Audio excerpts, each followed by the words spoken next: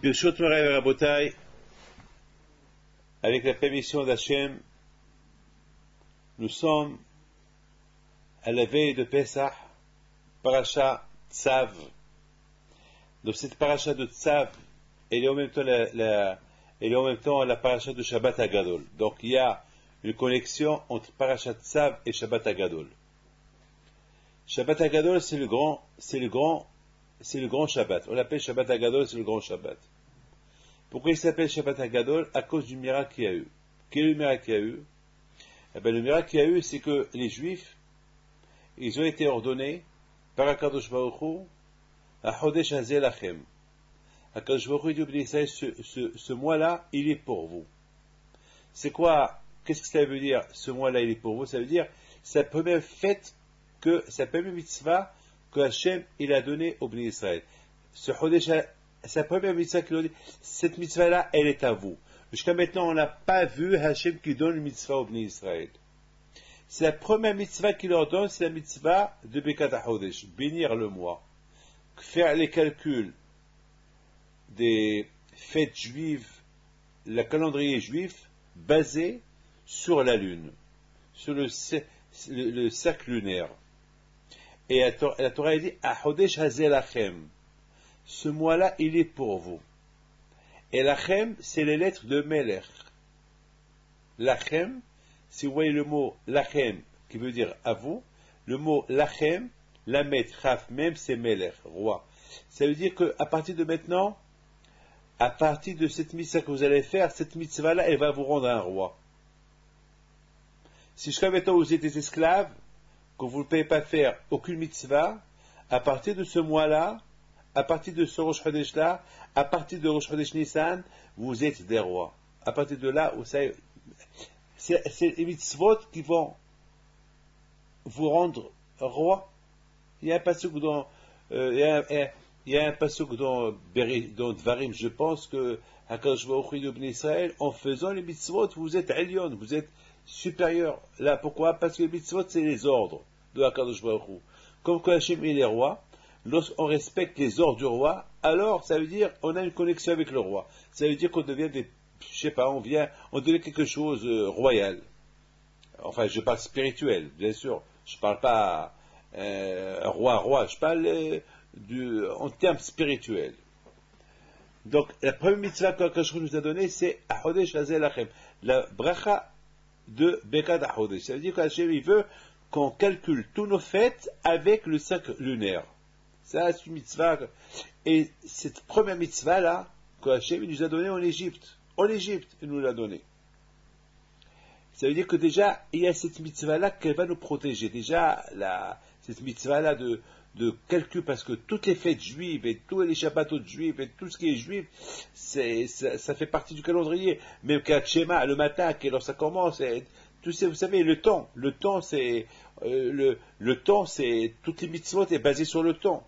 Et le temps, il faut diviser le temps. Il faut, Shabbat c'est Shabbat, dimanche c'est dimanche, la fête c'est la fête, les heures de prière c'est les heures de prière, il y a toute une fête. Comme les femmes qui vont mikvé, c'est le temps, c'est diviser la semaine, diviser les minutes, etc. C'est le temps. Donc, notre temps à nous, c'est pas, le jour, il commence pas à partir du jour et la nuit, non. Notre jour à nous commence à partir de la nuit et le jour. Donc, c'est quelque chose, comme c'est écrit, donc, c'est un calcul que il a enseigné à Moshe Rabbeinu, et Moshe Rabbeinu a enseigné à Am Israël, et jusqu'à maintenant, notre calendrier juif, il est basé depuis cette époque que le juif qui était en Égypte, et quand Akadosh Baruch Hu l'a dit à Moshe Rabbeinu, à Chodesh Hazeh, ce mois-là, il est pour vous. Ce mois-là, c'est la première mitzvah que je vous donne, et c'est cette mitzvah-là qui va vous rendre roi. Compris jusqu'à maintenant? Donc, c'est cette mitzvah-là que Hachem il a donnée à Am Israël. Et bien sûr, à partir de cette mitzvah-là, il y a quelque chose qui s'est passé. Hachem il dit à Moshe Rabbeinu, tu dis au Bnei Israël qu'après 10 jours, ils vont prendre, voilà déjà maintenant, après le premier mois, maintenant sur Rosh Chodesh, comptez 10 jours, voilà déjà maintenant, à partir de maintenant, on commence à parler des jours, d'accord? Jusqu'à maintenant, dans toute la Torah, on n'a pas parlé ni de calendrier, ni de jours, ni de mois, ni d'années, ni de rien du tout. Maintenant, à partir de maintenant, vous êtes plus lié avec l'Égypte, à partir de Rosh Chodesh Nissan, vous êtes lié maintenant avec moi. Comme ça, quand je prédis à Moshe Rabbeinu, à partir de cette mitzvah-là que vous allez faire, allez, vous allez être attaché à moi. Et quelle est la première mitzvah qu'il leur a dit? Il leur a dit, alors, le 10 Nissan, vous allez prendre un bélier, Mishrou Lachem, un bélier. Et Rachid dit, et le Midrash dit quoi? Pourquoi un bélier? Parce que Akadosh Baruch Hu, il a voulu préparer les bénis d'Israël à ne pas avoir la émouna dans, bien sûr, ils ne croyaient pas dans l'idolâtrie égyptienne, parce qu'à l'époque, les Égyptiens vénéraient le bélier. Ils vénéraient, pour eux, le bélier, c'était un dieu. Donc, ils vénéraient le bélier, parce qu'ils pensaient qu'à travers le bélier, tout le système, l'idolâtrie, que Dieu, on ne peut pas atteindre Dieu, alors on pouvait atteindre Dieu uniquement à travers le bélier. C'était ça les idées de l'époque. Donc, quand je croyais dire au peuple d'Israël, non, avec moi ça ne marche pas comme ça. Avec moi ça marche que celui qui veut être connecté à moi, alors ce n'est pas à travers les béliers, ou à travers la lune, ou à travers le soleil, ou à travers les arbres, ou à travers les astres, non, directement, à moi. Alors, quand je me dis au peuple d'Israël, à partir de maintenant, vous êtes liés directement à moi, et vous êtes liés directement à mes mitzvot. Et or, je ne veux pas que vous n'avez aucun lien avec l'idolâtrie égyptienne. Donc, je vous ordonne, le 10 du mois, vous prenez l'idolâtrie égyptienne, et vous allez l'accrocher au bout du lit. Et après, et le 14 Nissan, vous allez l'égorger. C'est extraordinaire. C'est extraordinaire. Quand je vais au Bnei Israël, si maintenant vous voulez être lié avec moi et que vous allez accepter mes mitzvot, il faut se déconnecter de l'idolâtrie égyptienne. Et le contraire, cette idolâtrie égyptienne, vous allez la prendre, vous allez l'égorger et vous allez la manger. Pour montrer aux Égyptiens que vous n'avez pas peur d'eux. Et montrer aux Égyptiens que leur idolâtrie, elle est caduque, elle est nulle, elle est rien. Et qu'elle est inoffensive. La preuve, voilà, on la mange, on la brûle, et on la fait des grillades avec, et voilà, on s'éclate, on la mange. Voilà. Ça veut dire montrer aux Égyptiens que leur Dieu, il est ouello par rapport à Akadosh Baruch Hu. Vous savez très bien que ça, c'est une grande misérut nefesh. Ça, c'est un gros risque qu'ils ont pris les Juifs. Parce que c'est vraiment, vous imaginez, la première mitzvah que Hachem donne au Bnei Israël, c'est inimaginable. Au lieu qu'il leur donne Shabbat, au lieu qu'il leur donne une mitzvah de mettre tefillin, au lieu qu'il leur donne une mitzvah de, je sais pas, de ne pas mélanger le lait et la laine, ne pas mélanger le beurre et le lait, le lait et la viande, il y a 613 mitzvot. Qu'est-ce qu'il leur donne comme mitzvah? Il leur donne une mitzvah. Prenez la mitzvah qui s'appelle Emouna. Il faut maintenant croire en moi. Il faut croire, parce que tout ce que vous allez voir plus tard, tout dépend si vous croyez en moi. Parce que si vous ne croyez pas en moi, alors tous les miracles que je vais faire avec vous plus tard, ils ne vont pas se faire parce que il va y avoir un midatadin. Il va y avoir la rigueur. Parce que dans le ciel, les malachim qui protègent les Égyptiens, ils vont me dire comment tu es en train de sauver les Juifs alors qu'ils ne croient pas en toi. Donc maintenant, vous les bénis d'Israël, il faut me suivre.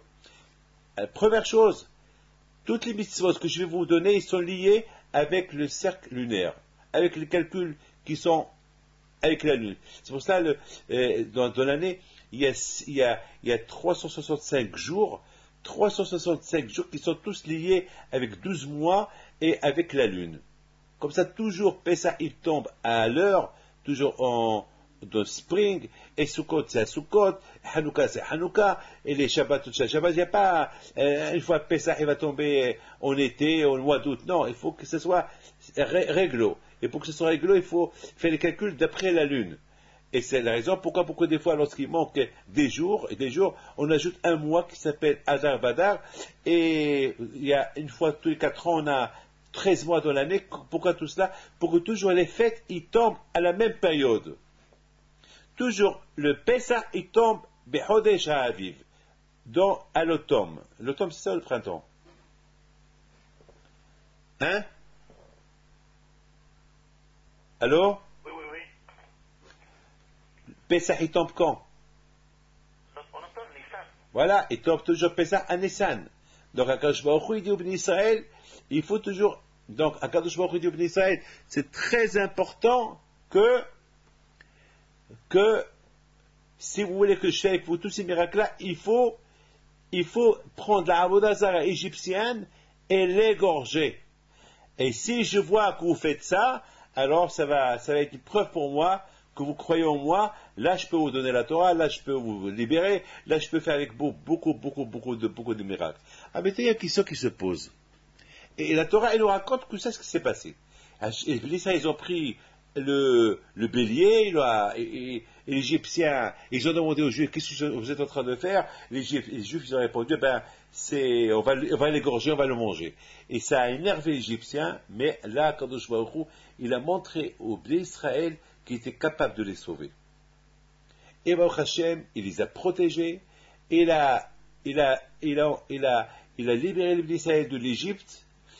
Maintenant, la question qui se pose, et oui, j'ai oublié de vous dire, et non seulement qu'il a les a libérés, ils ont égorgé l'idolâtrie égyptienne, ils l'ont mangé, ils ont passé à la grillade, et vous savez que, ouais, les grillades, ça fait une grande odeur, et les Égyptiens, ils ont senti, ça les a énervés, ils ne pouvaient rien faire, après il y a eu la Makas de Chorot, tous les premiers-nés sont morts, et après, quand je a montré un grand miracle. Aïe, aïe, aïe.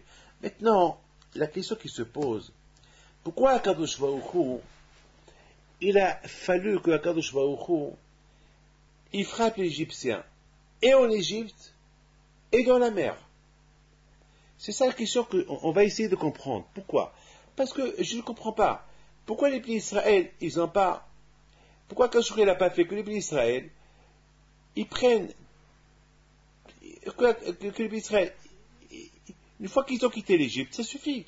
Maintenant, on a vu qu'il n'y avait pas eu maison, il n'y a pas eu un mort. Paro, il a reçu un coup.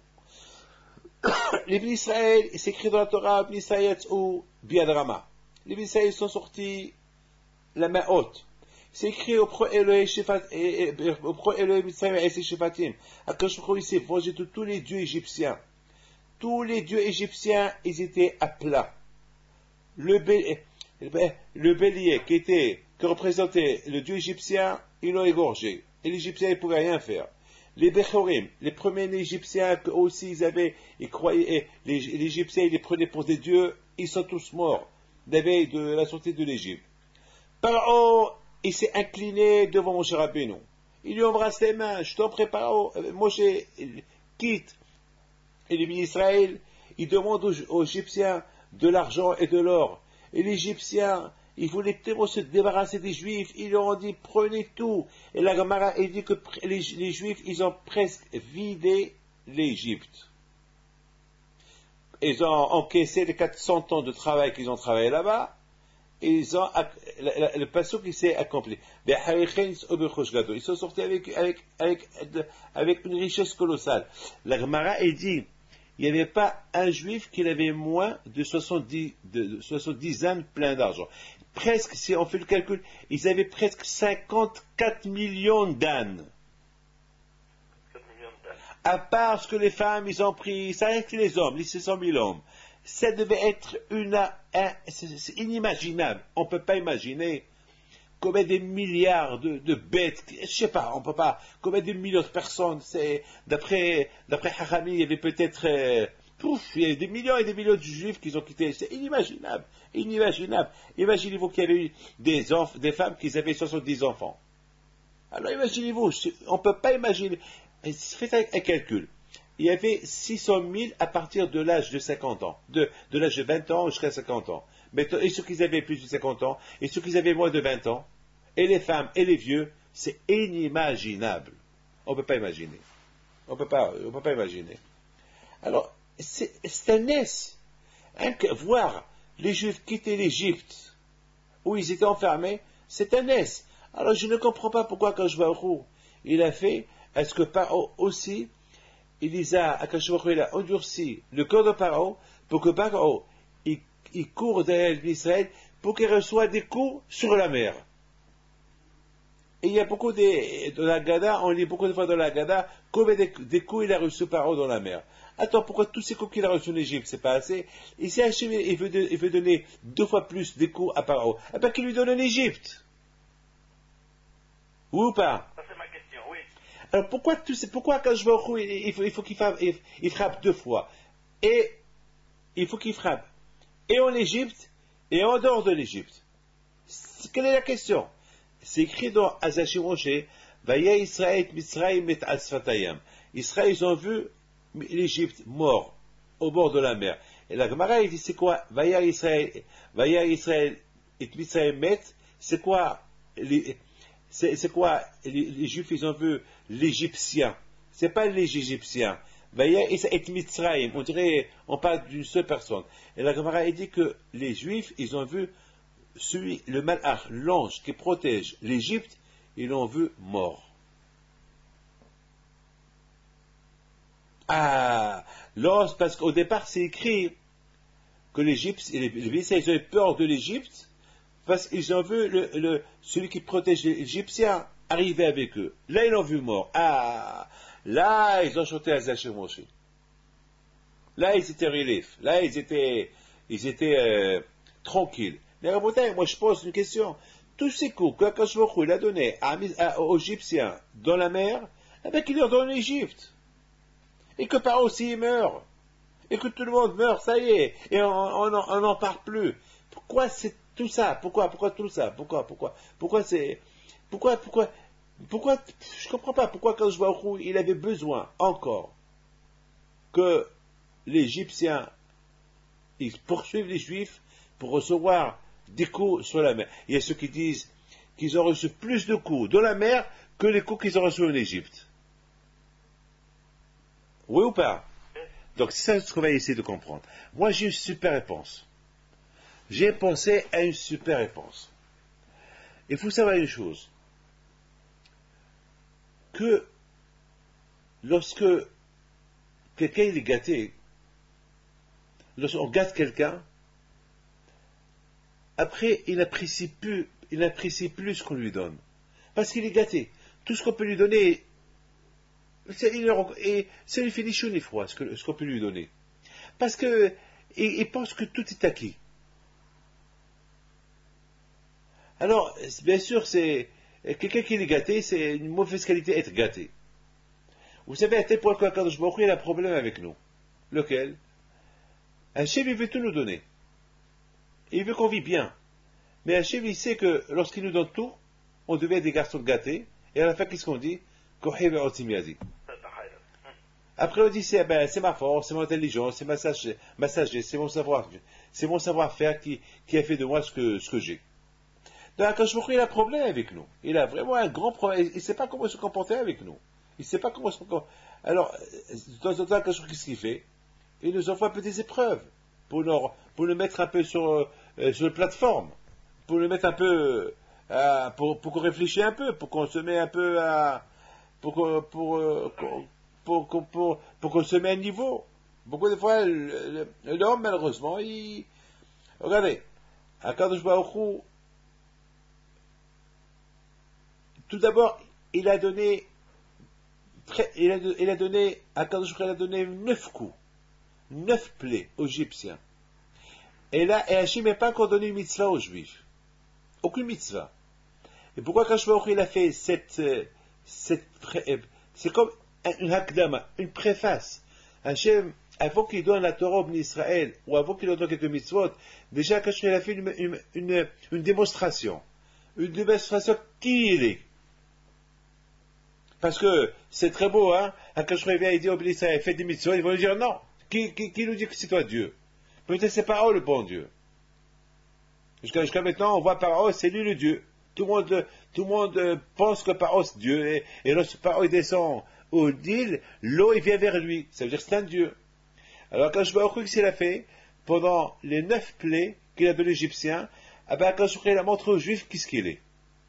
Il a montré aux Juifs, quand je vois qu'il a montré aux Juifs, de quoi il est capable de faire, de quoi il est capable. Akadosh Baruch Hu a montré aux Juifs qu'il a changé la nature, il a changé le théma, pour donner ces 9 coups, ces 9 plaies aux Égyptiens, il fallait vraiment être un dieu, oui ou pas? Et Hachem, il a montré qu'il était un dieu. Donc les bénis Israël, une fois qu'ils ont vu de quoi Hachem il est capable, donc ils ont compris qu'ils ont affaire avec Akadosh Baruch Hu. Donc ils ont compris que Hachem, c'est lui Elohé Abraham, Elohé Yitzhak, Elohé Yaakov. Eux, ils savent qu'ils sont les descendants d'Abraham, Yitzhak et Yaakov. Ils savent qu'il y a la tribu de Lévi qui étudie la Torah à Eretz Goshen. Ils savent maintenant que eux, c'est le peuple choisi, c'est eux maintenant les héritiers de Eretz Israël. Ils savent, ça, maintenant ils ont compris. Maintenant qu'ils ont compris, ils leur donnent une mitzvah. Maintenant qu'ils ont compris, ils leur donnent une mitzvah. Maintenant qu'ils ont compris, maintenant ils commencent maintenant à s'imposer. Maintenant que vous savez que c'est moi Dieu, c'est moi Hachem, et c'est moi qui va vous libérer, alors, il faut... Maintenant je peux demander. Hein? Je t'ai donné, maintenant je peux demander. Maintenant que je t'ai montré qui je suis, maintenant je peux vous demander de faire les mitzvot. Et maintenant j'exige, la deuxième mitzvah que je vous donne, c'est de prendre le 10e jour, de prendre la Avodah égyptienne, et vous allez faire une démonstration, et vous allez voir avec vos propres yeux qu'ils ne vont rien vous faire. Jusqu'à maintenant, vous avez eu peur du bélier, parce que c'était le dieu égyptien. À partir de maintenant, vous allez voir que les Égyptiens ne peuvent rien vous faire. De là, vous allez savoir le protecteur. Mais les Bnei Israël, la Akadosh Baruch Hu, ils savaient que les Bnei Israël, pendant toute l'année, ils ont vu beaucoup de miracles. Akadosh Baruch Hu, il a eu peur d'une chose. C'est quoi la peur de cette chose-là? Que tellement qu'ils étaient attachés, et tellement qu'ils ont eu peur de Pharaon, que Hachem, il a eu peur, que si ils quittent les Bnei Israël vont quitter l'Égypte, peut-être toujours ils vont avoir une crainte, une peur, peut-être pas, n'oubliez pas, un homme qui a peur de quelqu'un, il aura toujours peur de lui. Même s'il voit ce quelqu'un plus faible que lui, même s'il le voit mort, il aura peur de lui. Parce que il est né avec la peur. C'est comme ça. Hachem, il a eu peur que cette crainte de l'Égypte, même une fois qu'ils ont quitté l'Égypte, elle va rester toujours en eux. Et c'est la raison pourquoi Akadosh Baruch Hu, il a affaibli les Égyptiens en Égypte, et après il a voulu les achever en dehors de l'Égypte. Et pourquoi en dehors de l'Égypte? Alors la raison, elle est comme ça. Parce que Hachem, il a eu peur. Peut-être les Bnei Israël vont dire que Hachem, il est uniquement fort en Égypte, mais il est faible en dehors de l'Égypte. Et peut-être pas en dehors de l'Égypte, il est plus fort qu'il est en Égypte. Et quelle est la preuve? Quelle est la preuve? Parce que on a vu qu'aucun en dehors de l'Égypte, il pouvait pénétrer en Égypte. Ça veut dire que Pharaon il est fort et en Égypte et en dehors de l'Égypte. Et c'est la raison pourquoi Akadosh Baruch Hu, il a voulu punir l'Égyptien et en Égypte et en dehors de l'Égypte. Jusqu'à que tout Am Israël ils ont entendu Pharaon dire Mi kamocha ba'ilem Hashem. Qui est comme toi Hashem? Quel Dieu est comme toi Akadosh Baruch Hu? Première chose. Deuxième chose, les Bnei Israël, dans la mer, ils sont arrivés à un niveau spirituel très élevé qu'ils ont dit Ze'eli ve'anveo. Ils ont vu la Shekhina. Alors je vous pose une question. Comment est-ce possible que les Bnei Israël, ils n'ont pas vu la Shekhina en Égypte? Pourquoi en Égypte ils n'ont pas dit Ze'eli ve'anveo? Pourquoi en Égypte ils n'ont pas dit Azash Moshe au Bnei Israël? Pourquoi ils n'ont pas fait une shira de la sortie de l'Égypte? Pourquoi ils ont fait une shira pour la traversée de la mer? Au contraire, par chef de Sharach, ils ont demandé pourquoi nous ont sortis. Vous avez compris la question elle se pose, c'est extraordinaire. Pourquoi les Bnei Israël n'ont pas fait une shira lorsqu'ils ont quitté l'Égypte? Pourquoi ils n'ont pas fait cette shira-là? Ça veut dire que ce qu'ils ont vu dans la mer, c'était plus important que ce qu'ils ont vu en Égypte. HaKadosh Baruch Hu, il n'a pas voulu tout leur montrer en Égypte. Pourquoi? Parce que, pour plusieurs raisons. Parce qu'en Égypte, il y avait là-bas la Klippa, la Toum'a égyptienne. Il faut que les Juifs quittent cette Toum'a égyptienne pour que Hachem commence à leur montrer un peu ce qu'il est. Première chose. Deuxième chose, peut-être HaKadosh Baruch Hu, il a pensé, il a dit, si je leur montre tout mon pouvoir en Égypte, ils vont toujours avoir la crainte, peut-être par haut, il a disparu, il va les attaquer dans le désert. Alors, HaKadosh Baruch Hu, qu'est-ce qu'il a fait? HaKadosh Baruch Hu, il a montré au Israël sa force, et en Égypte, et en dehors de l'Égypte. C'est pour ça que c'est écrit dans la Torah, que l'Égyptien, il a dit à l'autre, c'est HaKadosh Baruch Hu qui nous combat ici, c'est lui qui nous a combattus en Égypte. Là, Israël sont arrivés à un niveau, ils ont dit, si l'Égyptien, il est convaincu que celui qui est en train de les punir maintenant, c'est lui qui les a punis en Égypte, alors la plus forte raison, maintenant les Juifs, ils sont arrivés à cette mahala de dire, eh bien maintenant, qu'Akadosh Baruch Hu, il a puni Paro en Égypte, voilà maintenant il a puni en dehors de l'Égypte, maintenant qu'il a puni en dehors de l'Égypte, donc ça veut dire qu'Akadosh Baruch Hu, il a le pouvoir de diriger le monde entier là où il se trouve. Pas qu'on a pensé que peut-être Hachem, il est capable uniquement de faire la guerre à Paro en Égypte, et en dehors de l'Égypte, peut-être Paro va être plus fort que Akadosh Baruch Hu. Et c'est la raison pourquoi Akadosh Baruch Hu, il a fait à ce que Paro, il quitte l'Égypte, il poursuit les Juifs, et les Juifs, ils vont voir, ah, on a eu raison, hein? Oui ou pas? Vous m'écoutez? Oui. Les Juifs ils vont dire, ah, on a eu raison, on a cru que Paro, que Paro était capable de nous combattre, de combattre Dieu même en dehors de l'Égypte. Ça veut dire, de là on apprend que si Hachem il aurait puni les Égyptiens en Égypte, les Juifs ils auraient toujours des doutes sur Hachem, qu'il est faible en dehors de l'Égypte. Peut-être en dehors de l'Égypte, quelque chose va arriver. Maintenant, c'est pour ça qu'il a caché la surprise. Pour pouvoir faire libérer les Juifs de l'Égypte, il a puni les Juifs et les Israël où? En Égypte. Et pour leur enlever l'idée que Paro il est fort en dehors de l'Égypte, alors il a puni en dehors de l'Égypte. Et c'est la raison pourquoi Akadosh Baruch Hu a puni Paro en dehors de l'Égypte avec des coups très très durs, plus durs que l'Égypte. Et tout cela pour montrer à Am Israël de quoi Akadosh Baruch Hu est capable. Et il faut savoir une chose, que malheureusement l'être humain il est comme ça. Il faut savoir une chose, que les Juifs, ils étaient à 49 degrés de Touma.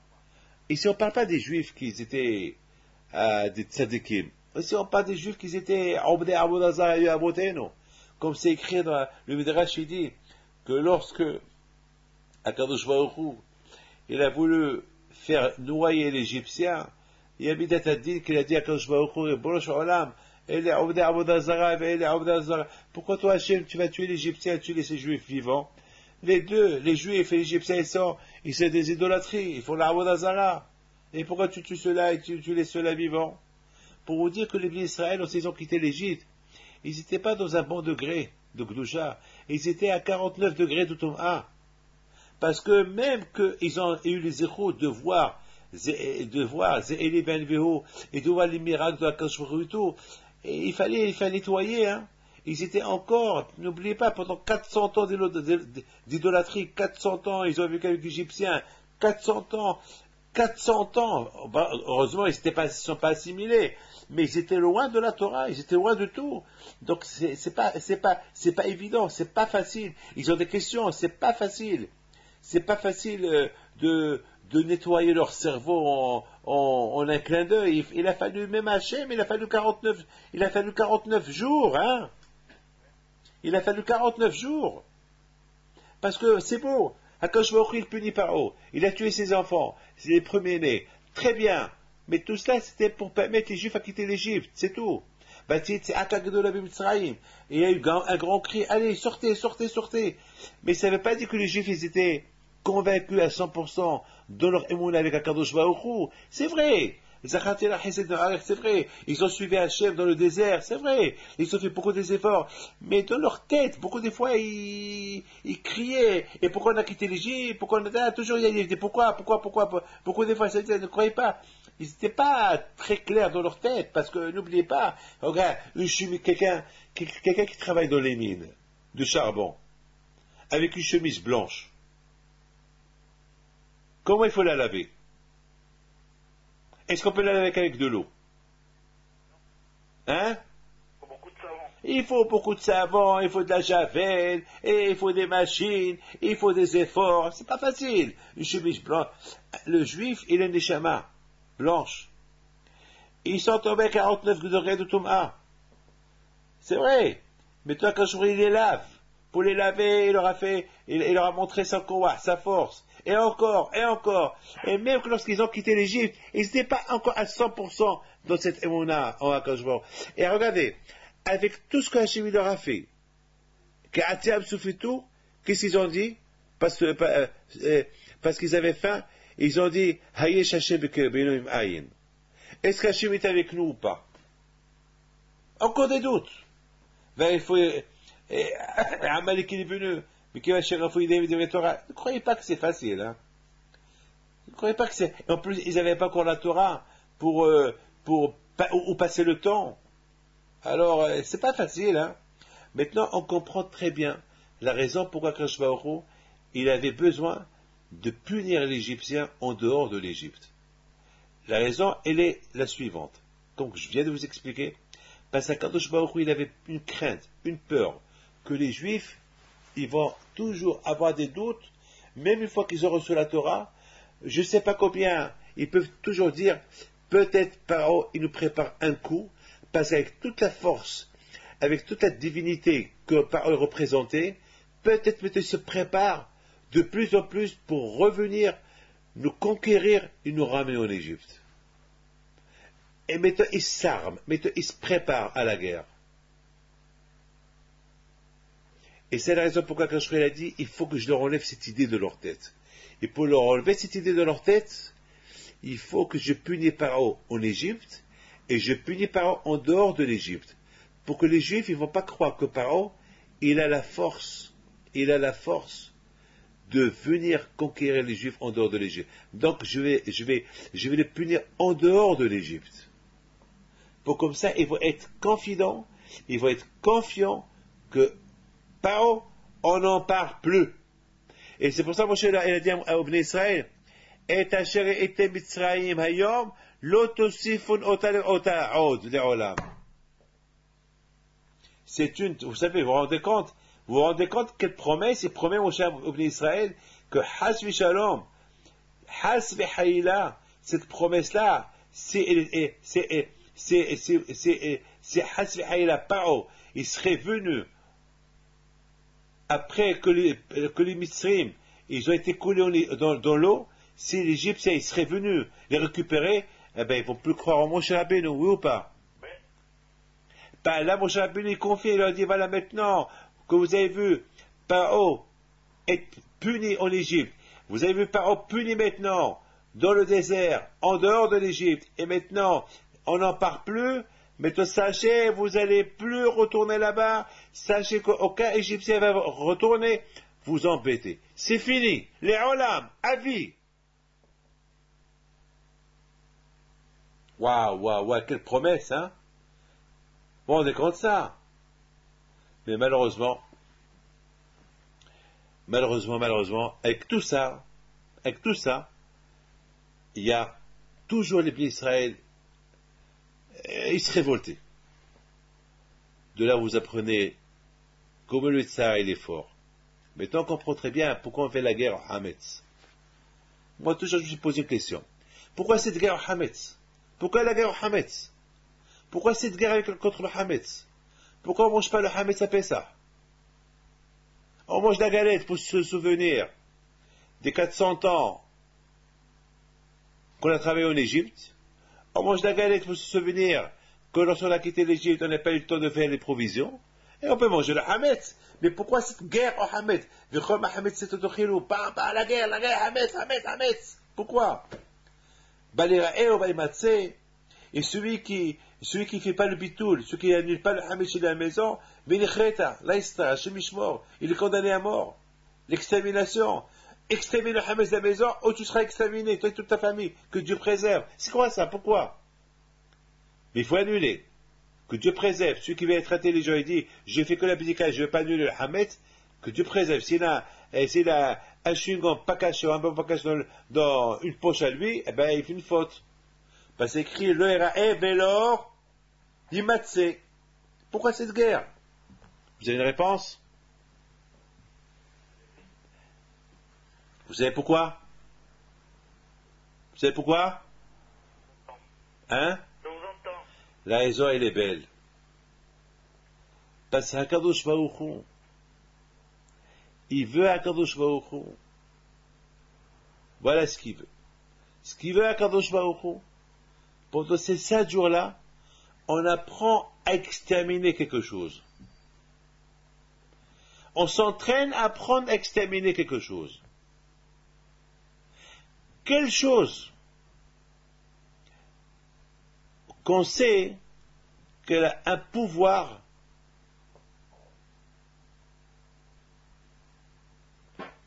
quelle chose qu'on sait qu'elle a un pouvoir de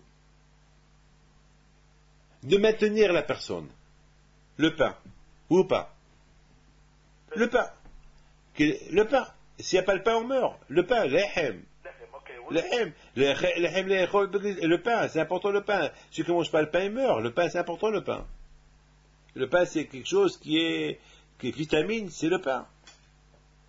Hakadosh Baruch Hu. Et comment le pain, il se fait avec la levure, ou pas?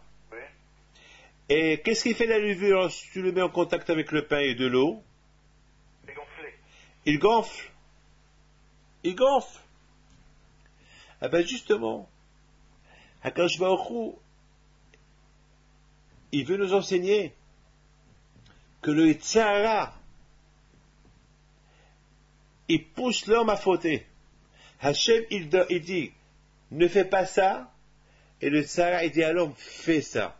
Ça veut dire que lorsque l'homme, il fait il fait ce que Hachem, il interdit, il va à l'encontre de Hakadosh Baruch Hu, ça veut dire qu'il a de la gava. Ça veut dire qu'il est gonflé, hein.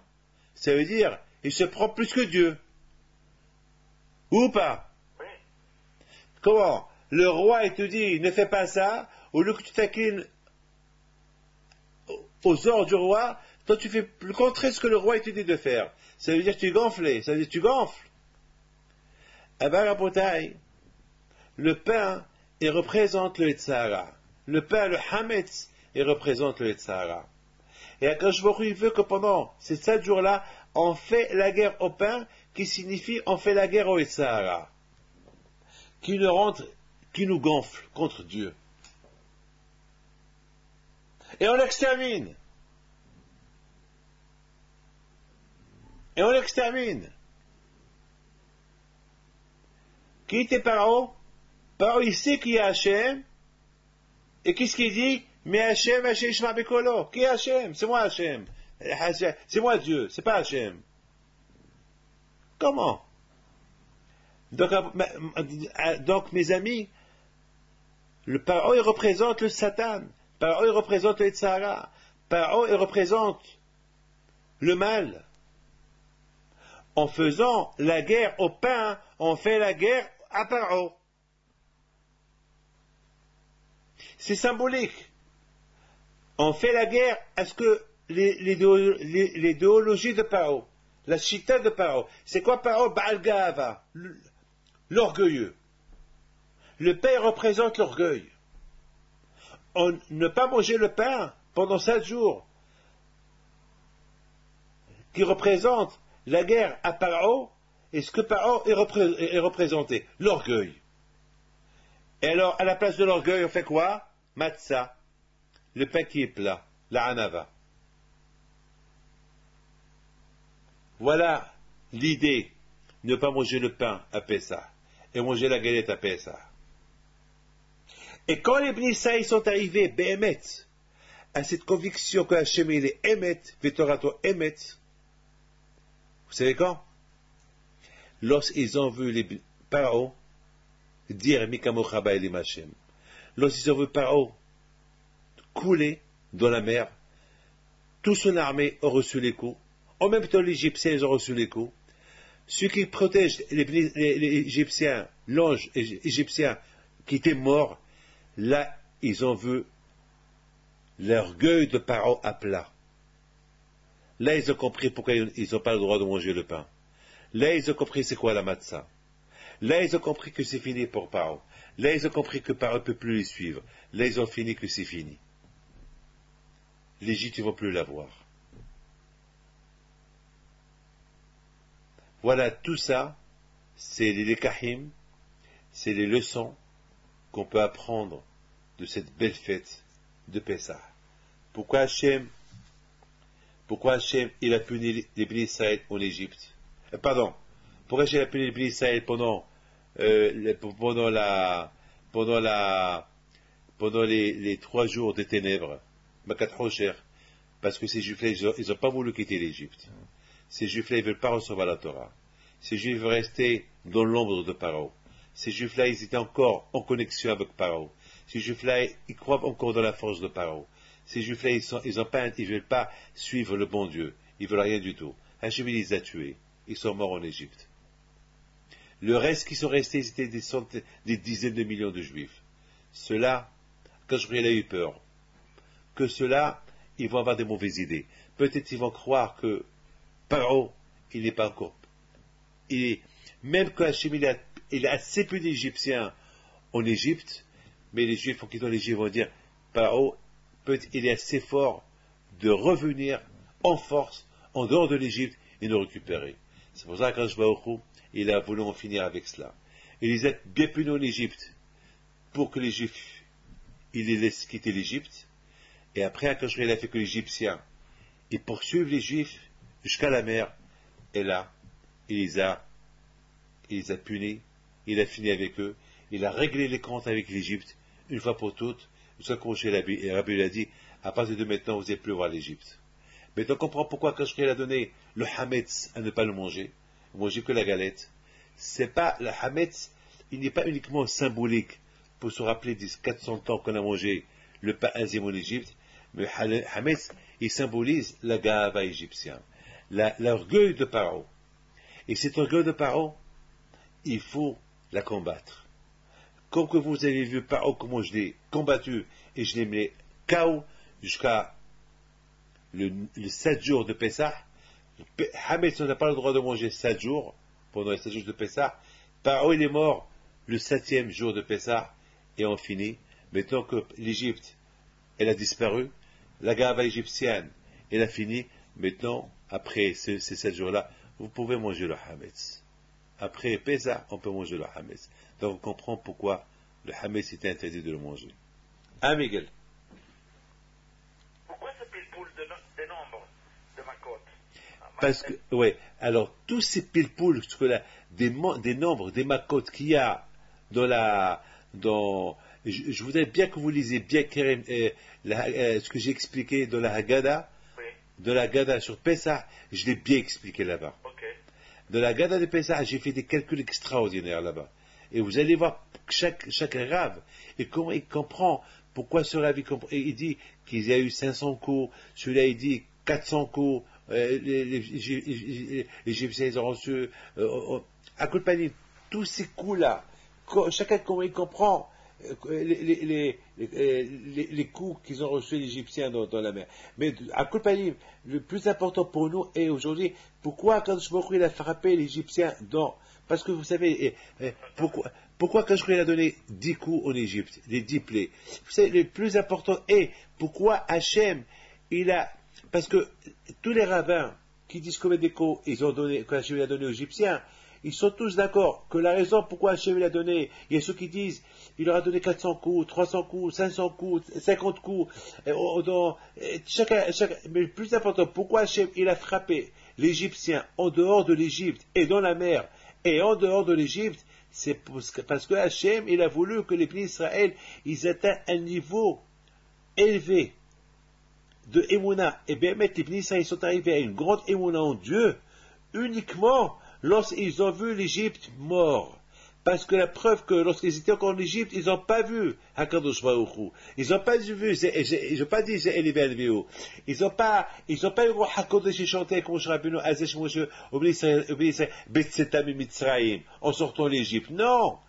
Quand est-ce qu'ils ont chanté les Bnei Israël, ils ont eu Hakodesh, ils ont tous des prophètes, comme je rappelle, ils ont chanté tous un seul chant pour Hakadosh Baruch Hu, lorsqu'ils ont traversé la mer, et lorsqu'ils ont vu le Pharaon mort dans la mer, et tous les Égyptiens morts dans la mer, c'est là qu'ils ont compris que Hachem, il a montré de sa force que, non seulement que Hachem, il a puni Pharaon en Égypte, mais même en dehors de l'Égypte, nous qu'on croyait que peut-être Pharaon, il a une force en dehors de l'Égypte, voilà, maintenant il est mort en dehors de l'Égypte, ça veut dire que maintenant Pharaon n'existe plus. Ah, maintenant, c'est pour ça que Hachem lui disent, pour que Pharaon n'existe plus, il faut 400 coups, il faut 50 coups, vous comprenez? Il faut 300 coups. Chaque rab, comment il comprenait pourquoi Pharaon maintenant il n'existe plus que le Bnei Israël, hein? Qu'est-ce qu'il fallait pour finir? 500? Voilà. Qu'est-ce qu'il fallait pour en finir avec l'Égypte? Il y a ceux qui disent 400 coups, il y a ceux qui disent 50 coups, il y a ceux qui disent 300 coups. Chaque rab, comment il voyait, d'après lui, combien de coups ils avaient besoin les Égyptiens pour les achever. Chacun, mais tout le monde est d'accord qu'il fallait que l'Égypte, l'Égyptien, ils quittent l'Égypte pour que le nom d'Hachem, pour que les gens vont dire Adonai Mloch L'Olam. Parce que les pays sont arrivés à dire Hachem est le roi du monde, uniquement maintenant qu'ils ont vu l'Égyptien mourir à côté d'eux. Parce que même qu'ils ont vu, même s'ils auraient vu Pharaon mourir en Égypte, ils auraient pu dire, parce qu'à l'époque, ils auraient pu dire peut-être Pharaon va ressusciter. Vous comprenez? Mais il faut savoir une chose. Il faut savoir une chose. Et ça, c'est un secret que je vais vous dire. Ça, c'est quelque chose de terrible. Il faut savoir que dans la sorcellerie, ça ne marche pas dans l'eau. Un sorcier ne peut pas faire la sorcellerie dans l'eau. C'est connu ça. Les sorciers, ils peuvent être des grands sorciers, mais lorsqu'ils sont en contact avec l'eau, ils perdent leur force. C'est pour ça on dit, lorsque quelqu'un il est ensorcelé, on lui dit de traverser la mer. Parce que dans la mer, il n'y a aucun pouvoir de sorcellerie. Maintenant, c'est pour cette raison que les Égyptiens, ils croyaient beaucoup en Pharaon. Pourquoi? Parce qu'ils voyaient que Pharaon descendait dans la mer. Ils voyaient que Pharaon descendait dans le Nil. Et le Nil, il s'approchait vers lui. Donc, ils ont dit comment? Si c'était un grand sorcier, un sorcier, il ne peut pas avoir un pouvoir sur l'eau. Et comment Pharaon, l'eau, il vient vers lui, il est en contact avec lui, il est très fort. C'est la raison pourquoi il a puni le Nil. Le Nil, tous les poissons, ils sont morts, et le Nil est devenu sang. Là, l'Égyptien, ils ont commencé déjà à douter sur Pharaon. Mais quand même, Pharaon, il est resté toujours puissant. Alors maintenant, Hachem, qu'est-ce qu'il a fait? Il a apporté à Hachem toute la puissance égyptienne, tous les sorciers égyptiens, tous les hachamim égyptiens, et les Juifs les ont reconnus dans la mer. Et dans la mer, il les a punis. Parce que dans la mer, ils n'ont plus aucun pouvoir. Maintenant, si les Juifs ils pensaient, tous ces hachamim, tous ces sorciers, qui nous ont battus en Égypte, ils vont retourner nous récupérer. Voilà, maintenant ils sont là et ils ont vu tous morts. Alors, si tu me poses une question, pourquoi le bon Dieu les a pas tués en Égypte, et que les Juifs les voient en Égypte? Parce que avait peur, peut-être les Juifs vont penser que ces sorciers-là, ils vont ressusciter et retourner. Maintenant qu'ils sont morts dans l'eau, ils ne peuvent plus ressusciter de l'eau parce que les sorciers, ils n'ont aucun pouvoir dans l'eau. Ils ont aucun, et la preuve que même le malach, l'ange qui les protège, l'ange égyptien qui les protège, lui aussi ils l'ont vu mort. Maintenant, on a compris pourquoi il y a eu tout ça. Mais maintenant, pour permettre, tous ces hachamim, ils sont en train de faire un pile-poule pour permettre à ce que l'Égyptien ils soient à plat, il faut tant de coups. Voilà mon fils ce que j'ai à dire sur cette bête.